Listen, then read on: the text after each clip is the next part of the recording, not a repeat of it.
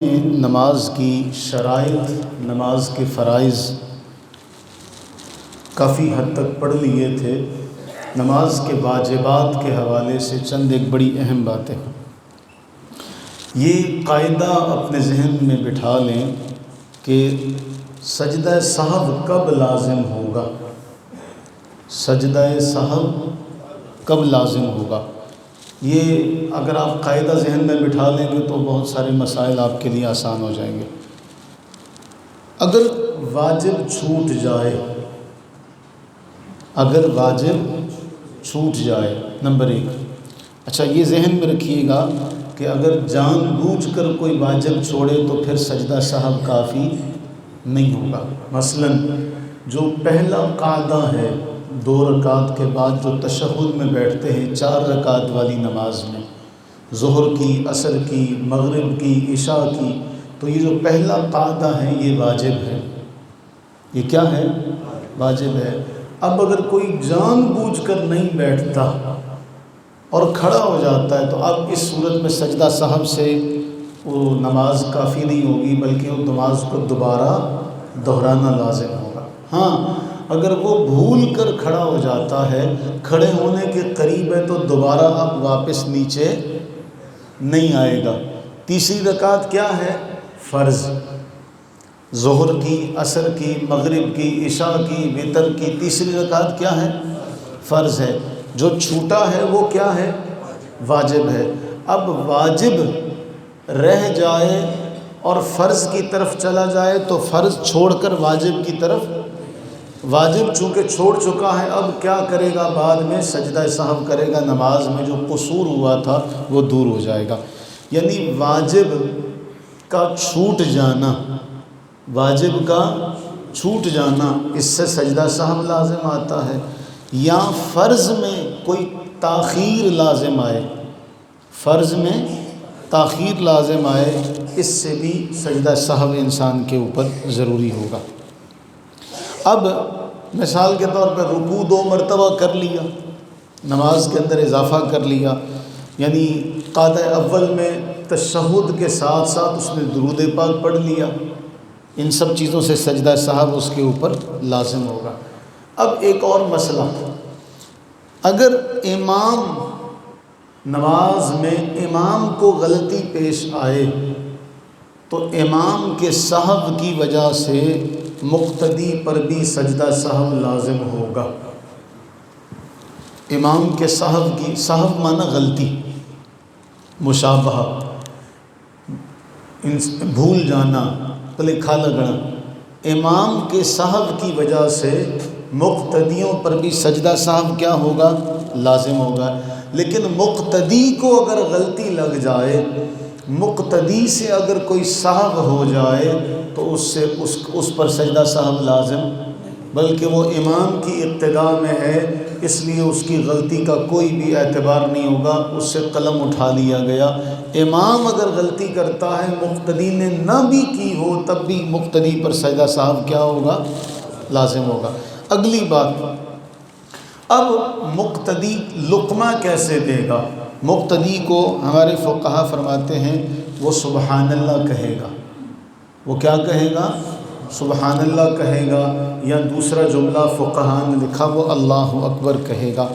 لیکن اگر عورت مقتدی ہو تو عورت جو ہے وہ نماز میں یوں کرے گی اور اپنی زبان سے لقمہ نہیں دے گی، زبان سے سبحان اللہ یا الحمدللہ نہیں کرے گی، بلکہ یہ اس طرح سے وہ اپنے امام کو متنبہ کرے گی۔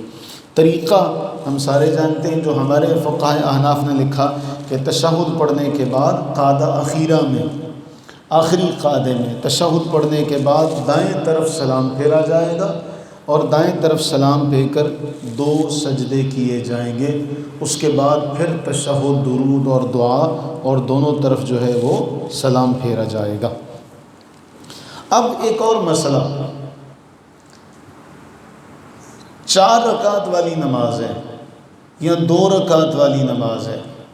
اب 4 رکعت والی نماز میں پہلی 2 رکعت میں کوئی مشابہ لگا، کوئی واجب چھوٹ گیا، مثال کے طور پہ دوسری رکعت کے قعدے میں بیٹھنا تھا، امام قعدے میں نہیں بیٹھا، یا وطروں کی تیسری رکعت میں اس نے دعائے قنوت کے لیے تکبیر کہنی تھی، وہ اس کے بجائے رکوع میں چلا گیا۔ اب مسئلہ ذہن میں رکھیے، وطر پڑھائے جا رہے ہیں اور وطروں کی تیسری رکعت میں اس نے تکبیر کہنی تھی قنوت کے لیے، لیکن وہ چلا گیا رکوع میں۔ مقتدیوں کے لیے حکم کیا ہے؟ مقتدی لقمہ دیں گے؟ نہیں دیں گے، کیونکہ امام سے واجب چھوٹا ہے، وہ چلا گیا فرض کی طرف، اب لقمہ نہیں دیں گے، اب لقمہ۔ اسی طرح وہ تشہد میں بیٹھنے کے بجائے کھڑا ہو چکا ہے، تو اب بھی لقمہ، کیوں؟ واجب کے چھوٹنے پر اب وہ فرض کی طرف جا چکا ہے، اب اس کو لقمہ دینے کا مطلب یہ ہے کہ وہ فرض سے دوبارہ واجب کی طرف آ جائے، جبکہ یہ درست نہیں ہوگا۔ اب لقمہ نہیں دیا جائے گا۔ اب یہاں مسئلہ یہ پیدا ہوتا ہے کہ امام سے پہلا قعدہ چھوٹ گیا، اس پر سجدہ سہو کیا ہو گیا؟ لازم ہو گیا۔ اب کوئی شخص امام کے سہو کے بعد تیسری رکعت میں آگے شامل ہوا، امام کے سہو کے بعد آ کے تیسری رکعت میں شامل ہوا، چوتھی رکعت میں شامل ہوا، اب وہ امام کی اقتداء میں نہیں تھا جب امام کو سہو لگا، جب امام کو غلطی لگی وہ امام کا مقتدی نہیں تھا۔ اب وہ کیا کرے گا؟ سلام نہیں پھیرے گا، سجدے کرے گا۔ جو سجدہ سہو ہے وہ سلام نہیں پھیرے گا بلکہ سہو کے 2 سجدے کرے گا، اور جب امام دوسری طرف سلام پھیرے گا تشہد اور درود دعا کے بعد، تو وہ کھڑا ہو کر اپنی بقیہ نماز ادا کرے گا۔ ایک مسئلہ، اگر اس نے غلطی سے سلام پھیر لیا، مغالطہ لگ گیا، اس نے امام کے سلام کے ساتھ سلام پھیر لیا، 2 سجدے بھی کر لیے، اب نہیں، اس پر کچھ بھی لازم نہیں آئے گا، کیونکہ ابھی تک وہ امام کی اقتداء میں ہے۔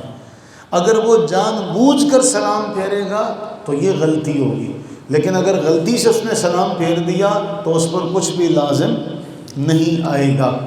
ٹھیک ہے، آگے چلیں۔ اب امام کے سلام پھیرنے کے بعد یہ کھڑا ہوا، اب اس سے کوئی غلطی ہو جاتی ہے، اب اس سے کوئی سہو ہو جاتا ہے، اب کیا ہوگا؟ اس پر سجدہ سہو لازم ہے، کیونکہ اب یہ امام کی اقتداء میں نہیں ہے، اب یہ امام کی اقتداء میں نہیں ہے۔ اب اس کے بعد ہم چند ایک چیزیں جن کا حکم ہے کہ یہ واجب ہیں۔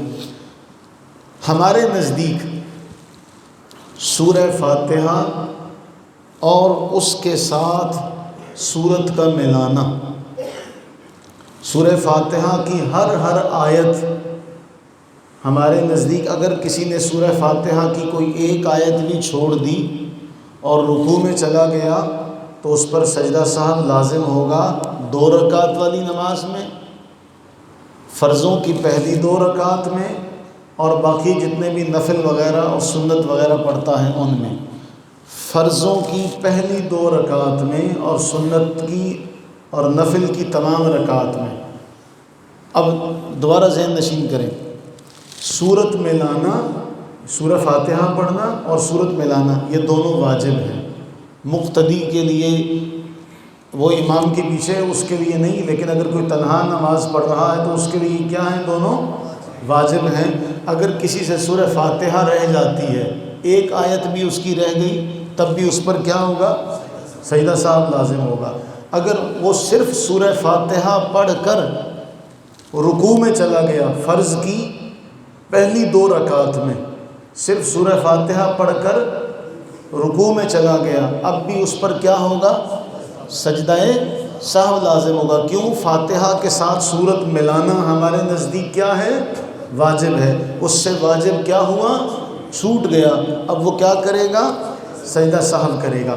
لیکن اگر فرض کی تیسری یا چوتھی رکعت میں وہ سورت ملا لیتا ہے تو اس پر کچھ بھی لازم نہیں آئے گا، اس پر کچھ بھی لازم نہیں آئے گا۔ یعنی الحمد اور اس کے ساتھ صورت میں لانا، الحمد اور اس کے ساتھ فرض کی پہلی 2 رکعت میں اور نفل سنت ہر رکعت میں واجب ہے، ہر رکعت میں واجب ہے۔ اچھا، اسی طرح اگر کسی نے قیام کی حالت میں سورہ فاتحہ پہلے پڑھنی تھی، سورہ فاتحہ، لیکن اس نے سورہ فاتحہ کے بجائے کوئی سورت شروع کر دی، امام نماز پڑھا رہا تھا تراویح کی، وہ پہلی رکعت پڑھ کے کھڑا ہوا تو فاتحہ پڑھنا بھول گیا، بلکہ اس نے جہاں سے چھوڑا تھا وہیں سے قرات کرنے لگ گیا، اب کیا ہوگا؟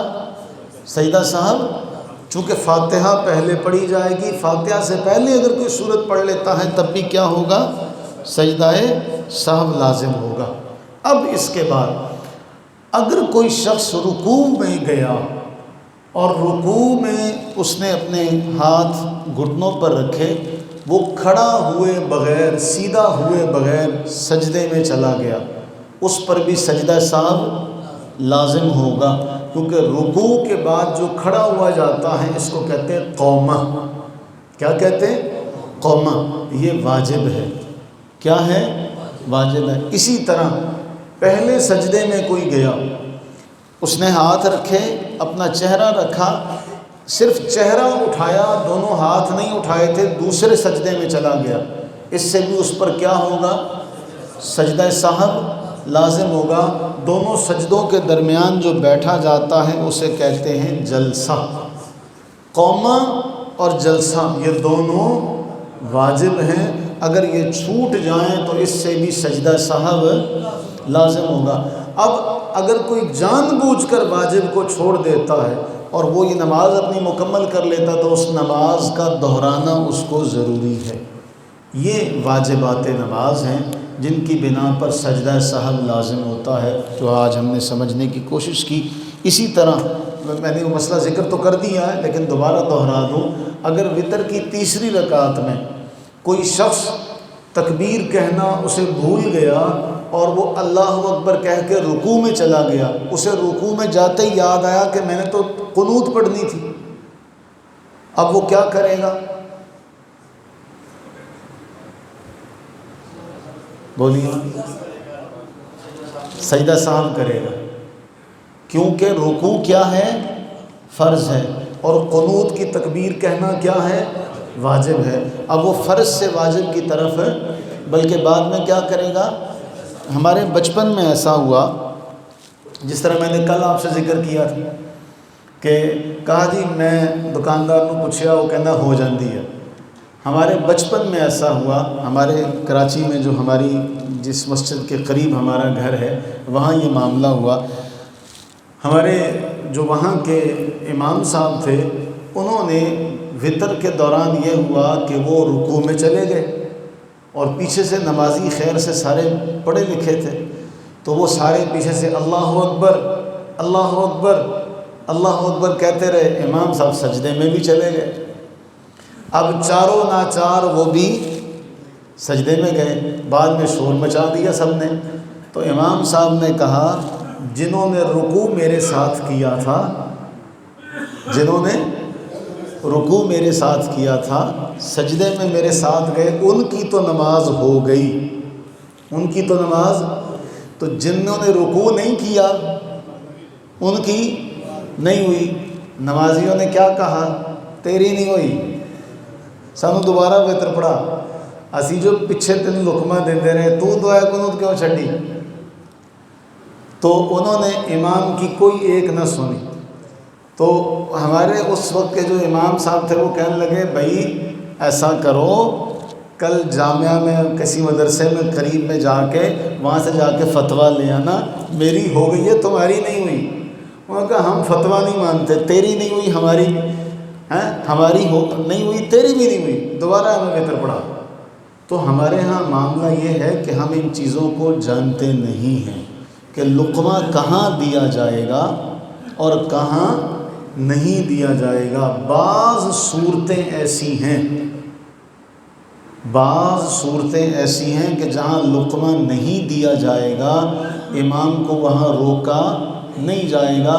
ہمارے ہاں اب اس پر بھی اگر کوئی اصرار کرتا ہے جہاں لقمہ دینے کا محل نہیں ہے تو بعض ائمہ نے اس لقمہ دینے والے کے لیے حکم یہ لکھا کہ اس کی نماز ختم ہو جائے گی، کہ اس کو مسئلے کا نہیں پتہ اور یہ لقمہ دے رہا ہے، یہ اپنے امام کو متنبع کر رہا ہے، حالانکہ اس کو خود مسئلے کا نہیں پتہ، امام کو پتہ ہے۔ تو یہ چند ایک بڑی باریکی کی باتیں ہیں جن کو ہمارے عام لوگ معاشرے میں نہ ان کو یاد کرتے ہیں نہ ان کو جاننے کی کوشش کرتے ہیں۔ اللہ سے دعا کریں اللہ تعالی ہمیں ان مسائل کو جاننے کی توفیق عطا فرمائے، آمین ثم آمین۔